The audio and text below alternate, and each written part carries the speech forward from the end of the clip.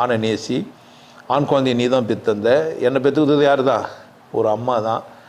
வாழணும் தானே, பேசணும் தானே, பேசணும் தானே, என் உரிமை, நான் வாழணும், அப்படி தானே. யார் பேசணும்? ஏன் பேச மாட்டேன்ற? என்ன பிரச்சனை உனக்கு? ஏன் அடிமையாகவே இருக்குது? திறமை ஏன் வளர்த்துக்கூடாது? வசதியாக ஏன் ஆகக்கூடாது? நீ ஏன் படிக்கக்கூடாது? நீ ஏன் இன்னும் பெரியர் ஆகக்கூடாது? நீ ஏன் வேலைக்கு போகக்கூடாது? நீ ஏன் சம்பாதிக்கக்கூடாது? நீ ஏன் கண்டுபிடிக்கக்கூடாது?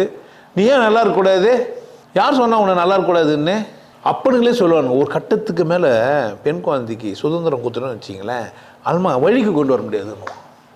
எந்த வழிக்கு கொண்டு வரணும்? நீ தெரியலையே. நீ உனக்குன்னா வழி எதுனா இருக்குது தனியாக, அந்த வழிக்கு இவ்வளோ கூட்டின்னு வர போகிற?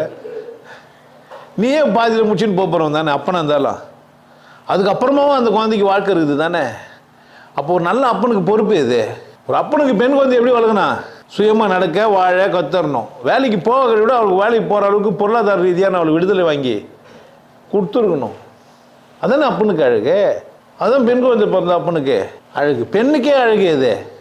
அப்பாவையும் காப்பாற்றுறவளுக்கு வசதியாக வருது யாரோட வேலை? ஆண் தான் காப்பாற்றணும்னு யார் சொன்னான்? குடும்பத்தில் ஆண் தான் காப்பாற்றணும்னு ஏன்னா தலையெத்துறதா? பெண் காப்பாற்றக்கூடாதா? காப்பாற்றலாமா காப்பாற்றக்கூடாதா? ஏன் வளமாக வச்சுக்கூடாது அப்பாவை? நான் சம்பாரிச்சு எங்கள் அப்பாவை கெத்தாக வச்சுக்கிறேன் ஒரு பெண் சொல்லக்கூடாது? எங்கள் அப்பாவுக்கு ஒரு கார் வாங்கி கொடுத்தேன் ஏன் சொல்லக்கூடாது? வாழக்கூடாதா என்ன? 1,00,000 ரூபாய் சருக்கு வாங்கி கொடுக்காமல் விடுறதுலடா உனக்கு நீராயிரம் கூட்டி. அப்போ மகளை அந்த இதெல்லாம் சாதிக்கலாம் தானே. அப்பாவுக்கு அது ஒரு பெருமை தானே. அப்பாவுக்கு பெருமை தானே. ஏன் இந்த இந்திய ஆண்கள் அப்படிங்கிறானுங்க? என்ன பிரச்சனை இவங்களுக்கு? எங்கேருந்து வந்தது இவங்களுக்கு பயம்? நீங்கள் அந்த மாதிரி அடிமையாகவே இருந்து கலாச்சாரன்ற பேரில் நீங்கள் என்ன ஆகிட்டுக்கிறீங்க? ஆணாக இருந்தாலும் பெண்ணாக இருந்தாலுமே பெண்ணை ஆண் மதிக்கிறது இல்லைன்னா அந்த பெண் எப்படி வளமாக ஆகுவா?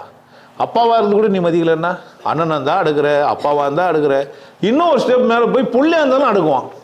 அம்மாவை யார் அடுக்குவா? புள்ள அடுக்குவான். மரியாதை இருக்காது. அம்மாங்களுக்கு மரியாதை கிடையாது ஆண் குழந்தைங்க கிட்ட.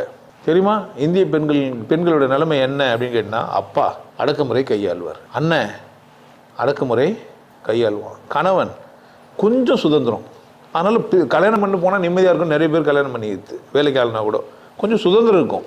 ஆனால் அவனை என்ன தான் பண்ணுவான்? பரவாயில்லன்ற மாதிரி இருப்பான். கணவன் மட்டும் கொஞ்சம் அவனாண்ட சேர்ந்து கண்டை போட்டு திராணி பண்ணி கொஞ்சம் போயிச்சிக்கலாம். இந்த அண்ணன் தான் அப்பா கிட்ட புள்ள இன்னும் மோசம். புள்ள கட்டுப்படுத்துவான் அம்மாவை. இதை பண்ணாத, அதை பண்ணாத, அப்படி பண்ணாத, இப்படி பண்ணாத, இதெல்லாம் தாண்டி ஒரு பொம்பளையே கட்டுப்படுத்துவா. வேறு யாரும் வேணாம்.